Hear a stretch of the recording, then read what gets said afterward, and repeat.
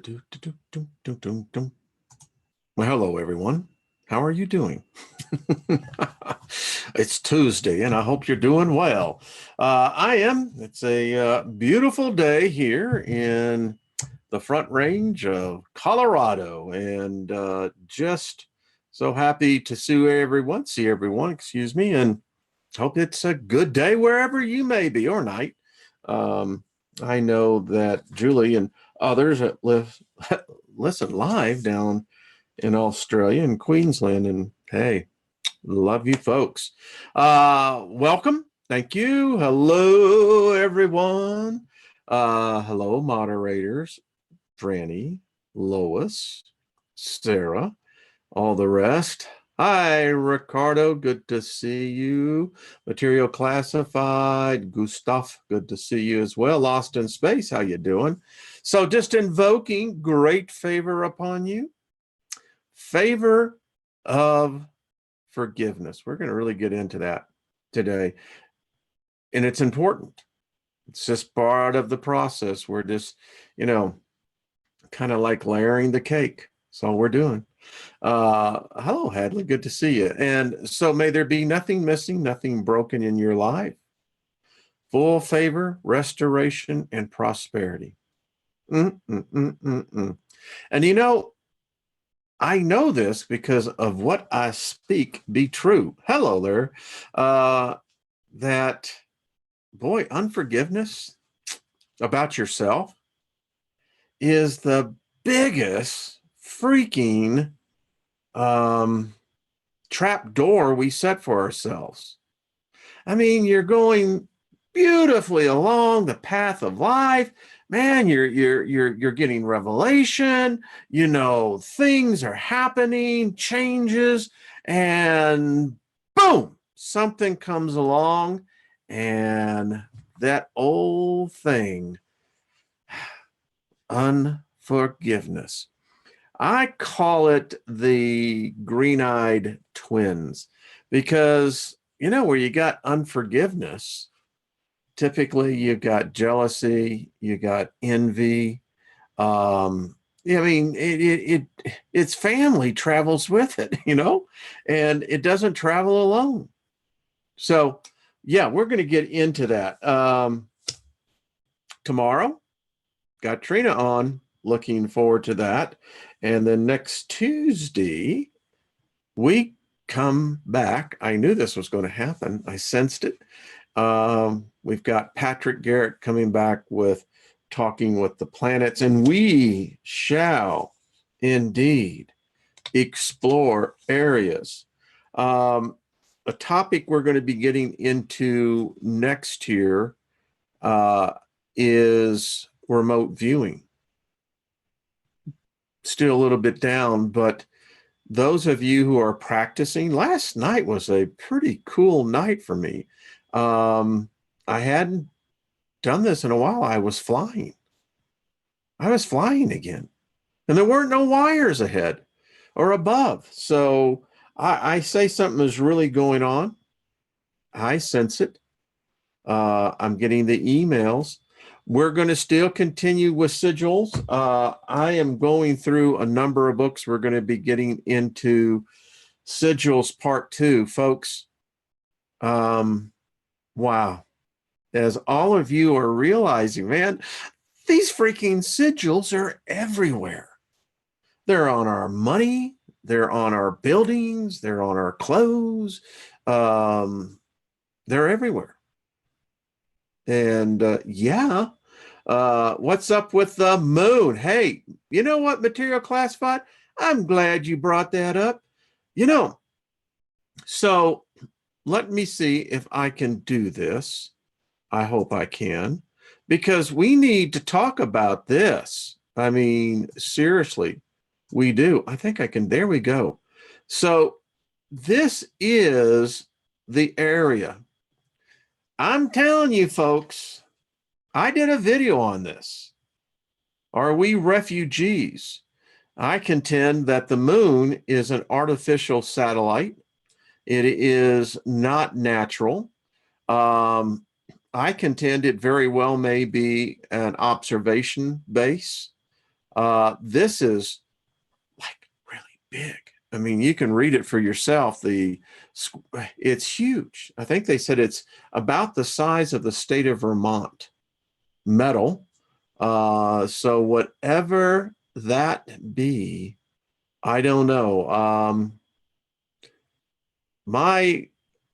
I was favored enough to have a conversation on a flight with Gene Cernan before he passed over to the other side. And he was telling me that this is one of the things that always, Gene was the last guy officially in the records of Apollo 17 of walking on the moon. And he said it was one of those things that Apollo 15, when they did, I believe, the initial test, that the moon's hollow. It's the only thing I can say. So, yeah, folks, we're finding out a lot of stuff. I mean, we really are. We're truly finding out stuff that, yeah. What was that song? I was still a kid, but the night has 1,000 eyes, and the night has 1,000 eyes. Anyway, maybe that they're looking at us from above saying, hi, folks, how y'all doing? Yeah, Franny, I know that's what people say, but no, let me tell you, I don't know what Stanley Kubrick did, but I can tell you it's up there. Yesterday, they have been looking for a long time, and they found it. They found Snoopy. And who would have ever thought that they would have found Snoopy? But Snoopy's up there. And if anyone wants to know what Snoopy is, that's Apollo 10. That was the Lunar Command Module. When they did the test, they actually moved the astronauts from the lunar orbiter into the command module, the lunar module going down. And once they conducted that test, they let Snoopy go. And now they have found it. So how did Snoopy, that American-made spaceship, get up there? Don't know. And again, you can go to any university, go to their astrophysics lab. Franny, you're right up there in Boulder. Go up there to the astrophysics lab and ask them if they'll do an experiment of shooting a laser to the moon. And what they do, all universities do it, and you'll get a reflection back. Why? Well, because it was planted up there. That's how that's done. So anyway, that's my commentary on that. So moving on along. You gotta love this group. So hey, we did not get into our affirmation yesterday, and I hope you're still doing it. This is the daily invocation. Put your name in there. I put your name in. I always love that one scene. No longer accept the premise that material world is the source of my needs. No more. It stops now. I am, therefore, acknowledge the creator, the divine creator, the source, whatever you want to call it, as the only source of all my wants and needs. Thus, I affirm that every word, thought, and action which goes forth from me shall not return to me void without producing any consequence, but shall accomplish that which I intended. It shall produce the results which I willed, and it shall then dwell within me until sent forth again. And I am conscious and aware that these truths which provide all my physical and spiritual support, thus I can say that the divine creator source is lavish, limitless within me. Within me is abundance, flows eternally. Within me is restoration, which is ongoing. Within me, all my needs are instantly met. Within me, manifestation is constantly forming. Within me resides the divine spirit of the Creator. Within me, I have no unfulfilled desires or wants. And this is what I did. I've got the template for those who would like it. I'm acknowledging God. For God, for me, there's something even above God. That's just how I am. The divine, that eternal energy that's, as I was saying today in my mirror exercises, um, I am connected to both the seen and the unseen, that creator, that force, that life-giving force that permeates everything. And for me, that means mercy, prosperity, restoration, spiritual growth, opportunity to be. And there's my sigil. That sigil there means walking in wealth. So there you go. Hope that helps. So we're going to get into a subject that I particularly, this is one that I know a lot about. I had to, for the longest time, decades, figure out why I was so often basically sabotage myself. And it happened repeatedly. And then I began to see it in other people's lives, the same repeating pattern. And it became very evident to me that there was, something obviously common that is shared by many people that have no association to one another. And that is this whole thing of, how shall I say it, self-forgiveness. It's the hardest thing for us. It really is. It's amazing. I think it's one of the biggest hindrances to mankind. By the way, let me just digress. So Sunday, I have pictures. I'm going to show them tomorrow when Trina comes on. Sunday, our house, the street, was the end of the rainbow. I got pictures of it, video, that it was the most bizarre thing. There was a huge rainbow in the air, the sky, and we were literally at the end of it. So is that cool or what? All righty. So have some tea. Nature loves me. Well, I think so. I thought that was really cool, to be honest with you. I've never seen an end of a rainbow. I've seen them, but I've never actually been at the end of one. Did I find gold? Absolutely. I had my wife with me. How much richer can a man be? So there's your answer. And, I got my wife out there and, she saw it and it was anyway, it's one of those things. So I digress. I apologize. It was quite beautiful, though, I have to tell you, and it was a very interesting experience, much to like astral traveling, lucid dreaming. Is not lucid dreaming so cool? So I'm going to give, today is merely something to add to your, depend how you want to look at it, your arsenal, your treasure. If you can learn to adapt to this, all your feelings of guilt, your feelings of self-doubt, self-loathing, self-questioning, you just continue to add the list to that, begin to evaporate. When you realize no God is going to judge you. How could a God judge you? Based on what? Now, if we were all robots, automatons, and that there was absolutely no variance of any kind, well, I don't know, then you could probably get, being judged on performance of how you're, did you adapt to, the collective? You stop and think about it. How could someone judge anyone based upon a person's life? We all live different lives.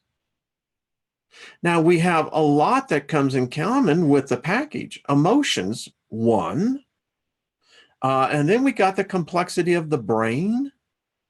Then we got this question about body, soul, spirit, consciousness. And how does that all play? Well, unfortunately, the culture that we are born into, grafted into, is one of self-loathing. It truly is.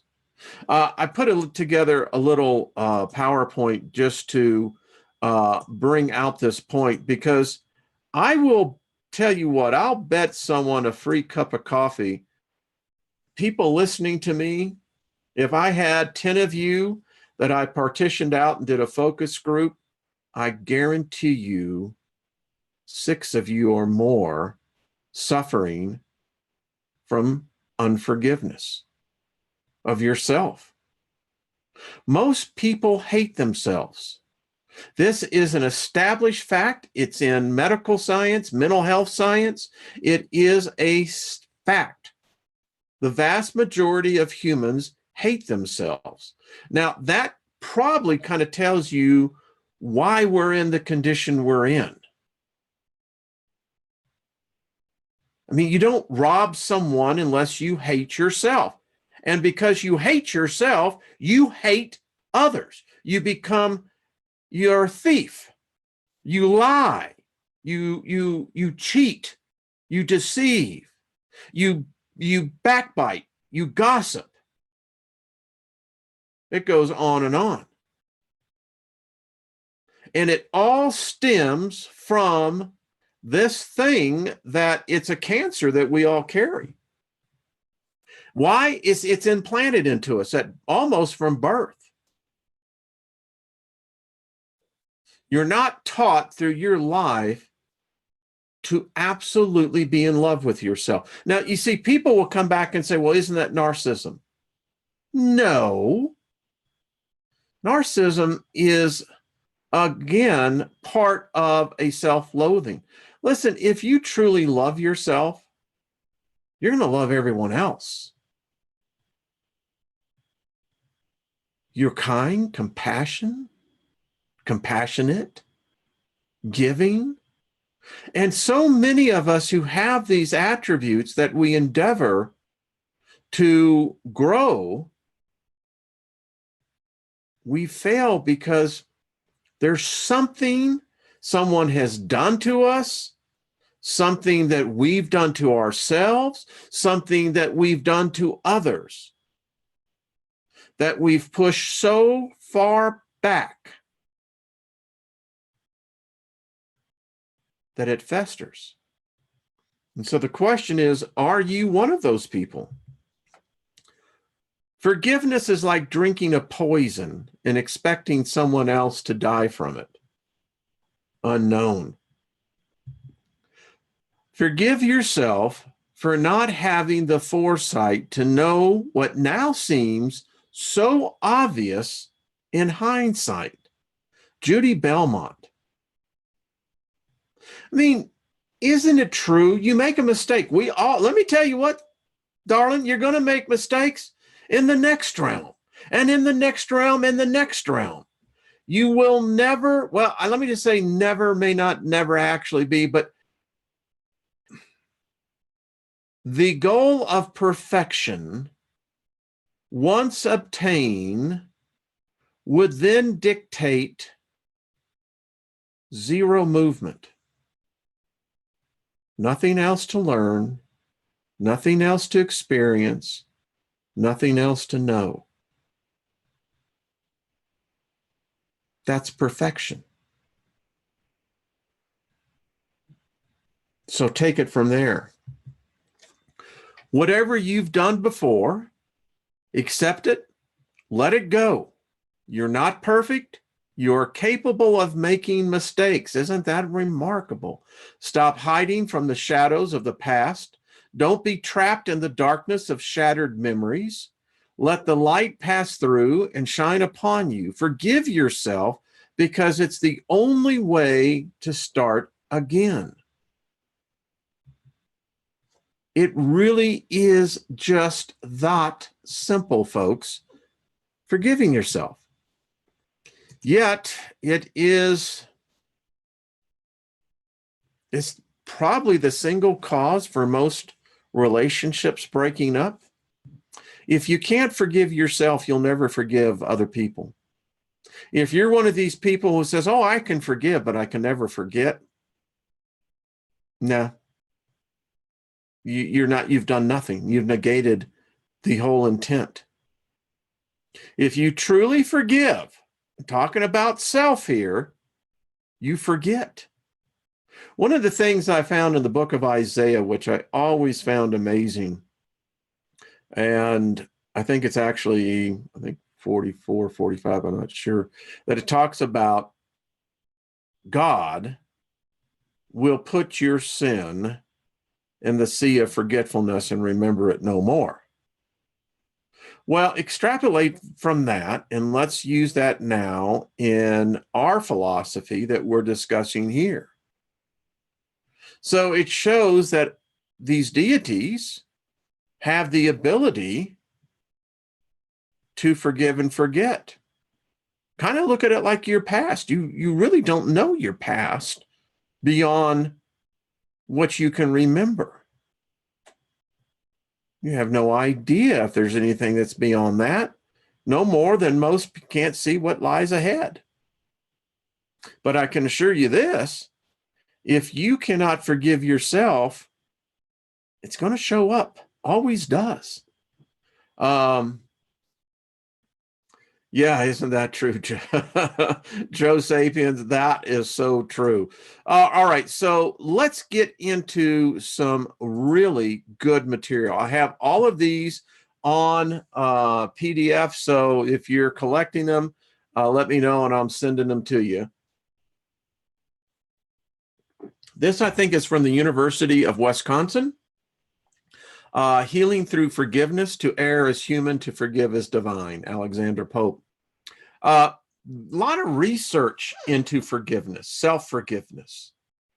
Again, it's, by most professional accounts, it is the number one mental health issue with most people. Self-loathing. Suicides are all predicated on self-loathing. The failure. If they'd only known and were taught self-forgiveness. Scientific research has indicated that forgiving past wrongs can be helpful for a variety of health problems, including anxiety, depression, substance abuse, and chronic pain. When we focus on forgiving, our blood pressure drops and our heart rate slows down. Our mood improves. Forgiveness can alter the state of our health. Now, folks, we're a community here. We're growing together. This I want to bring into, look at what that last sentence said. Forgiveness can alter the state of our health. Actually, just take the word health and you can put in the word consciousness in there. When you begin to become a pro at lucid dreaming and remembering, this will begin to color you. We're going to be talking about what is the color of your soul. In the astral realm, they'll see this. I think we should make a community sigil on this one. What do y'all think? All right, so what follows is a series of steps designed to help you forgive a past wrong. Now, I have 5 total different approaches. And I think it's healthy to look at a different viewpoint, but it's very interesting because even when we look at the different methods, forgiveness, self-forgiveness, still comes down to a few basic components. The nature of forgiveness. The following perspectives are based in part on the work of Enright and Luskin. We're going to look at Luskin's white paper, by the way, as listed in the suggestions for reading, further reading. And this is literally a handout. As you can see, it's only 4 pages. So here we go. Forgiveness is a transformation. Now, what we know now on the Hermetic laws, principles, transmutation, transformation. The key is to release suffering and increase inner peace and understanding. I just want to stop here, folks. I'm going to give you a spiritual insight into something. All of us will be tested on the other side. Count on it. It's going to happen. There are those spiritual energies that attach themselves to you all of your life here. In the Quran, in the Vedic, in the Bible, even in the Torah, they're named different ones, but they're known primarily as familiar spirits. That's why when you go into sometimes when you have your fortune told or whatever, you have to be discerning enough to make sure that there isn't another spirit in that room using the medium to ply you. It's the best word I know how to use this. In the next realm to come, if you have these dark areas about you, they can be used as weapons against you. Accusations, and I don't know the full extent. I just know a very small piece. But if you've got these issues, they don't go away when you cross over. Best to deal with them here now. All right, forgiveness is not forgetting. In fact, you have to remember to acknowledge negative emotions, events before forgiveness can occur. Forgiveness is not pardoning, excusing, or saying that something will be treated as acceptable behavior in the future. Forgiveness is, first and foremost, done for the person doing the forgiving. Forgiveness is a path to freedom. It frees you from control of the person who caused the harm. You know, it's funny, my wife uses the expression now, but I used to be a person that would let people rent my penthouse for free. You know, if it's going to be on my mind, you know, so to speak, well, then it's got to have some kind of direct benefit to me. You're not going to get up there and not pay the rent, so to speak. That's all I can say. They lose their power. Look at it. Forgiveness is a path to freedom. It frees you from the control of the person who caused the harm. They lose their power to cause you to feel negative emotions. That's sorcery. I'm just telling you. We've all met the psychic vampires. They're out there. Not everyone that walks in these meat suits are of the same spirit, folks. It's just the truth. Forgiveness can break old patterns that might otherwise interfere when you try to create new relationships. Forgiveness can take a lot of time and hard work. Forgiveness needs not require making up with the person who caused the harm. It is an internal process. It is primarily for you. The goal is to help you heal and to help you grow, to help you ascend. Thinking about forgiveness may not be enough. For many, tapping into principles described in various spiritual traditions from around the world is necessary. Meditation, interpersonal dialogues, and intense emotional work may be essential parts of the forgiveness process for many people. And it goes on, and again, you can have this. I got others, and I really want to carry on here. But so many times, it comes out that Many of these hurts are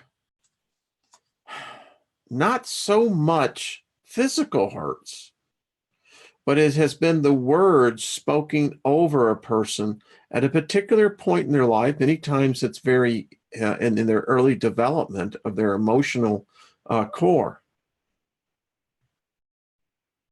Proverbs says, you can punish the child, but don't break the spirit of the child. You break the child's spirit, you've handicapped that spirit for the rest of its life. And it goes through a number of exercises here for you, but let's move on.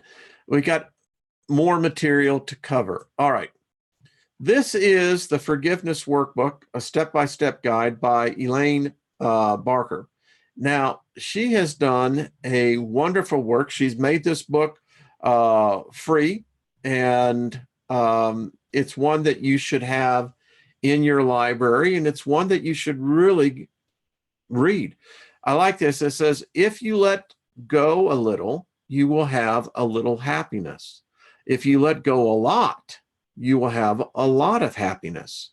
If you let go completely, baby, you be free.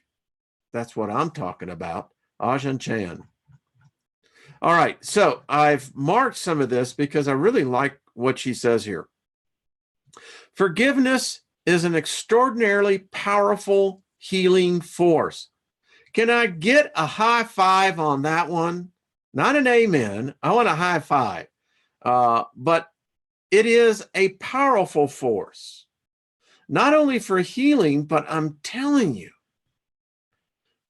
if you have an opponent that is attacking you and all you emit through thought and intent, two things, favor and forgiveness,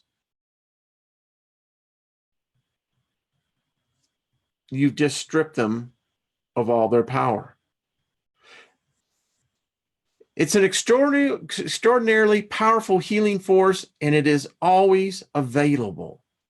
This workbook was first published in 2009 to provide a step-by-step guide for those wanting to forgive and wanting to learn how to forgive. That's an interesting point. Many people just don't know how to forgive. And it's not nothing to be ashamed of. If you've never been taught to forgive, how do you know how to forgive? And if you've been taught wrongly, then why are you questioning the results? It contains a comprehensive forgiveness process developed based on extensive research, which was tested for several years in courses that she taught at Simona State University and elsewhere. Now, she goes on to say, I've learned that each of us has the power to forgive no matter what, and to achieve a level of healing, transformation, and peace previously unimagined. She said, I've discovered forgiveness is always possible and can be of most help to those who are suffering most. And this is an extensive workbook that she has put together here. And I'm just going to give you a little taste of this. I've marked some of this ahead of time, so just give me a second. Here we go.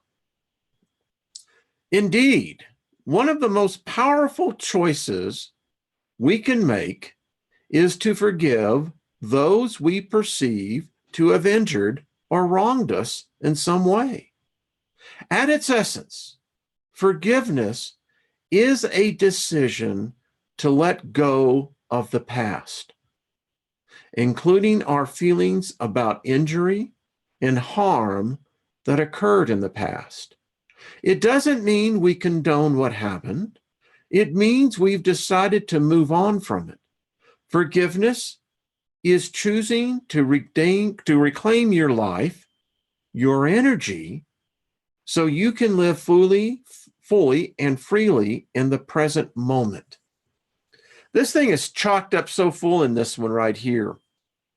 I was reading this earlier, And the thought occurred to me, if we go through multiple lives, and even if we go through multiple dimensions of various kinds of lives, could it be that maybe the reason we don't remember is that we have chosen to forgive ourselves in whatever was done? I mean, wouldn't the two go along here? To forgive and to forget. If you forget, how can you ever remember? I mean, maybe it's a two-way door. I kind of like to think that, maybe forgetting is just a one-way street. Life is challenging. We encounter a wide array of difficult expressions in our lives: dishonesty, disappointment, heartbreak, betrayal, job loss, humiliation, financial loss, illness, disability, abuse, violence, war, terrorism, death. The list is endless. The pain and sufferings are real. The suffering of life can be enormous, and the pain almost unbearable. As we encounter loss, we often develop strategies and defense mechanisms which enable us to avoid feeling the pain. One of them is to move, often automatically, into a position of blame. We attempt to displace our pain onto the other person by saying or thinking, "It's your fault that this has happened," or "I am right and you are wrong." We want to hold the other person accountable. In the face of hardship, blame seems to provide psychological relief, and our entire culture not only endorses blame, but in many ways encourages it and rewards it. The problem is, blame doesn't work. It is a dead end. It may provide temporary satisfaction, but it doesn't alleviate the problem. The underlying pain remains and is actually prolonged. As we attempt to shift pain onto the other person, we reinforce our own. We continue to focus on the painful experience and on the past. We feel angry and hurt. We feel powerless and victimized. We believe we have the right to be angry, seek revenge, and or feel sorry for ourselves. Over time, we perpetrate our own suffering, but we don't know what else to do. Forgiveness breaks the cycle. It enables us to let go of our grievances and the pain associated with past events. Forgiveness can release us from a lifetime of pain and liberate us from a continuing to carry the burdens of the past. Forgiveness restores us to peace, freeing us to move forward in our lives. The idea of forgiveness is not new. Most of us learned about forgiveness as children, and depending on our upbringings, received countless messages from parents and religious teachers about the importance of forgiving others. Yet, experience shows that it is difficult to forgive, even if this is something we want. And often the truth is, we often don't want to forgive or don't know how. Our inability to forgive costs us dearly. As we focus on ways that we believe we have been harmed by others, we remain locked in a prison that is created of our own making, constructed with negative thoughts, emotions from the past. As we continue to experience blame and resentment, we suffer emotionally and physically.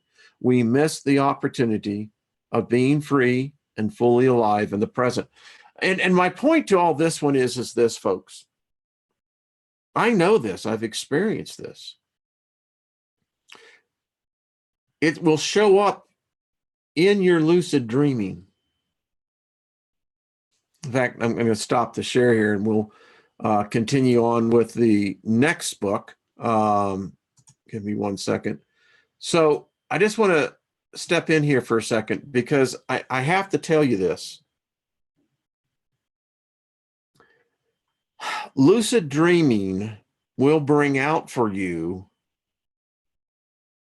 all of these areas. The hurts, the disappointments, everything that has held you back. Now, the sooner that you deal with them here consciously, then the subconscious, the superconscious, depending on what your point of view is, begins to take this into account. I think that basically our spirits forgive us anyway. I don't know if it's the soul's construct. I don't know if it's something else that's there that tells us that, I don't know, maybe it's the duality. Maybe it's the observer and the observed. The observer knows that, it's all right. Forgive yourself, forgive the others, forget about it, move on. But we're told to learn lessons. Okay, so you make a mistake. What is the purpose now? Think about this. What you've screwed up. You yelled at the kids, you did something that you knew was a result because it triggered. Remember last week with training, we talked about trigger words. Something triggered in you that you haven't dealt with. Maybe something back in your teenage years. Maybe something back when you were a little girl. I don't know. I think I'm speaking to someone here. And you have become frustrated because you're aware. You're fully awake. You get it. You know. But yet, when you try that meditation and you try to venture out there, it gets a little weird, doesn't it? Yeah. We all experience it, folks. It's just the way it is. But here's the thing. When you're out there lucid dreaming, or if you choose to astral project, when you meet those challenges, and they show up in the most weirdest ways, you'll have the answer. Because immediately your thought will go, I've forgiven myself, and I don't have anything here to gain. It just evaporates that quickly. Your magic will become much more intensified. Why? Because if you've learned the secret of forgiving yourself, then all else, what does it matter? I've had people who have done myself wrong. I mean, wrong. Talking millions of dollars wrong. You let it go. Doesn't matter. What matters is me. And I'm not going to be held back on that. It holds no allurement for me. There was a time where in my youth where, Las Vegas was just thrilling. The idea of getting to Las Vegas. I still remember the first time. How many of you know been out there to the Bellagio when they have their fountain exhibit? You have that feeling of exhilaration, it's the excitement. Now it's the worst place I'd ever want to go. I don't like it. There's nothing there that, and I'll tell you, I remember, and I'm going to digress here. Someone needs to hear this. I remember when the epiphany hit me. My wife and I were there, and we were walking. And in fact, we were over at the MGM Grand. And I'm walking, and we're heading to the shops. And as we're walking along, it occurred to me, this is all fake. This is an illusion. It's designed to create an emotion, a response. And after that, the spell was broken. Didn't care to go back. I've had to go there for business, but I'd rather sit in my room and watch TV or read a book. All right, let's continue. I apologize for that, folks. All right. So we talked about Frederick Luskin. This is a great, it's literally a very short read. One that I would recommend. It's a good read. Let me just, I carved this out. The first kind is, he's talking about forgiveness, how people, there are three kinds of offenses that can be forgiven. It is common for people to think that different processes of both creating a grievance and learning to forgive are involved. However, in each situation, the problem is essentially the same. Something we really want to happen in a certain way did not. Nothing worse than disappointment, betrayal, indifference. The first kind is the most common, where another person has committed the offense against you.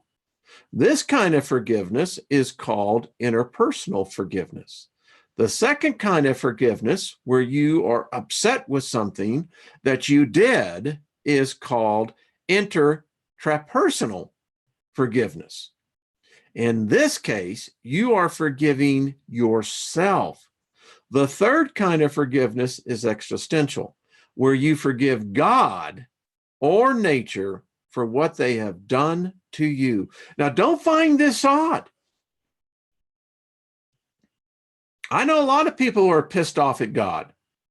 They're just afraid to admit it. Go ahead, depending on which God you believe. Tell it what you think of it. Listen, again, going back to the book of Isaiah, that God says to come and argue and remind me of your cause. Remind me of those things about you. Damn, if I got to remind you about it, you know. Anyway, existential forgiveness often is a critical component of either interpersonal or interpersonal forgiveness, and is seen when we ask the question, how could this happen? Yeah, I know. Now, it's a great thing. He has 4 stages. Again, I'm showing you a number of different approaches. Those of you who want these PDFs, just simply email me and I will get them out. All right, let's move on.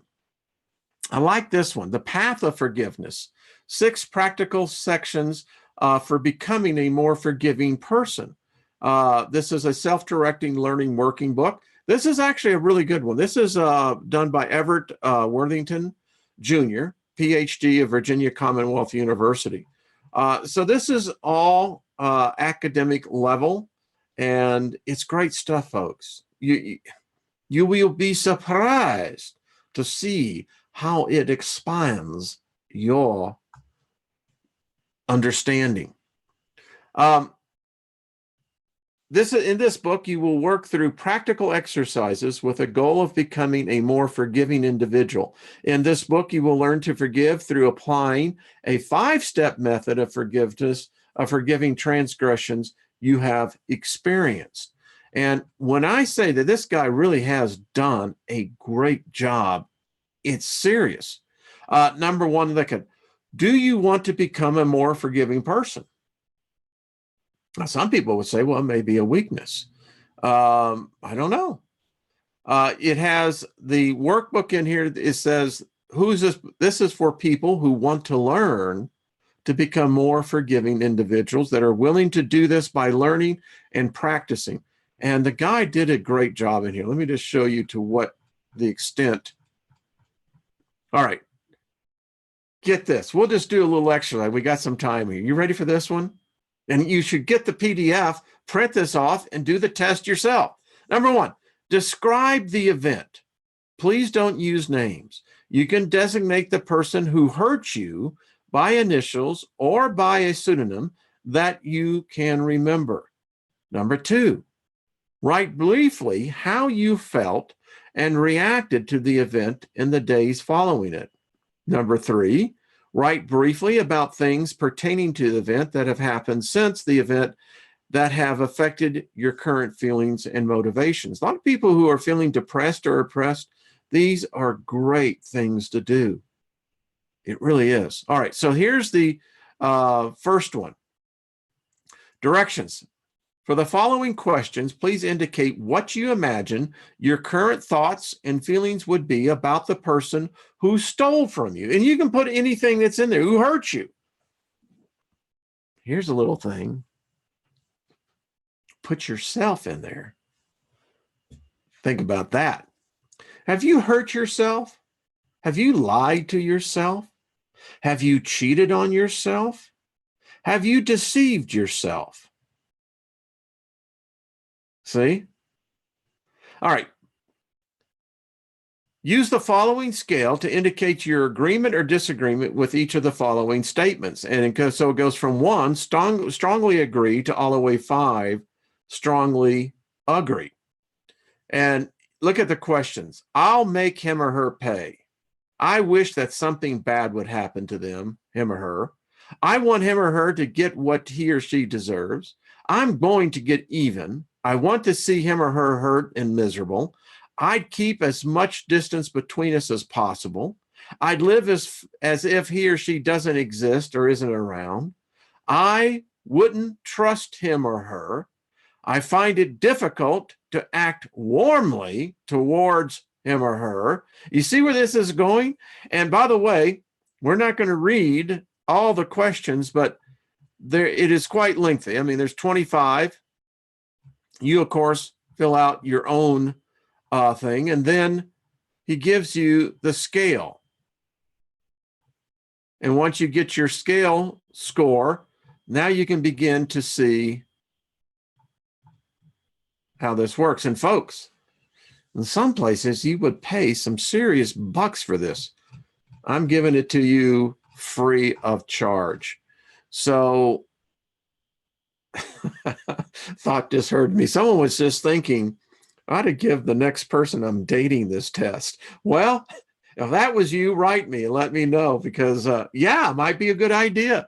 Who knows? I hadn't thought about that. That just popped into my head. So someone was obviously thinking about it. All right. The last one in the collection that we have is, this is an excerpt of a book called the Self-Forgiveness Handbook. This one is written by Thom Routledge, and it's a cool book. I mean, you can get the full book, but I always like kind of get a little peek into them as to what's really being said here. I love this. Forgiveness is a concept more often associated with spirituality than with psychology, or at least that's how it's been used. It used to be. Increasingly, over the past 25 or 30 years, the line of demarcation between spirituality and psychology has blurred. For the purist from either discipline, this may be disturbing. Can you imagine? They're finally figuring it out, Franny, in academia, that there is actually a spiritual component to the brain, to the body, to existence. It goes on to say that this is a book of psychology. And we'll just read this little bit in here because this is really cool. In a way, learning self-forgiveness is a classic human search for identity. As long as we remain in hiding from the so-called negative aspects of ourselves, we remain incapable of embracing all of who we are. When we consider only certain of our human characteristics are acceptable, we have no choice but to remain fragmented, experiencing ourselves as less than the whole. And since rejecting certain aspects of ourselves does not exorcise them from our personalities, we find ourselves in a stagnant pool of guilt for having such unsavory traits that, left alone, will become at least the toxins of self-trust and self-dislike, and possibly the poisons of self-disgust and, may I say it, self-hatred. In one sense, all of this may come to pass due to a sort of collective ignorance, a void of essential information in our society. Sure, there are many negative, not to mention untrue things we are taught to believe as we grow up, and destructive false beliefs will need to be confronted and transformed. Transform, the operative word. But none of these may prove as harmful as one big missing piece of developmental information. In our society, historically, we have not been taught the importance of maintaining a positive, loving, and respectful relationship with ourselves. In fact, many of us have been actively discouraged from such a self-compassionate state, learning instead that to care for ourselves is selfishness. I'll let it go right there. But as you can see, it is a fabulous exercise to learn, a trait that once you learn, you can teach others. And folks, this is, I think, the key. I think this is the key to what's even hindrance all spirituality, is this thing that we can't get over. I mean, it causes conflicts even here. I mean, people put thumbs down. Why would someone reject forgiveness? Well, probably because they have a problem with self-hatred. Something inside makes them reject that which they see because it reminds them of themselves. Yeah. I want to become, before I leave here, probably one of the best sorcerers that I can be. And I say sorcery because I don't look at that in a negative context. Where we're all heading towards is a different realm. And whether you believe it's a one-time shot, whether you believe it's a recycling business, that's you. You have to determine it.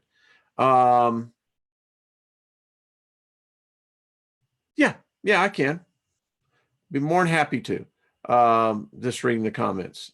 But the fact of the matter is,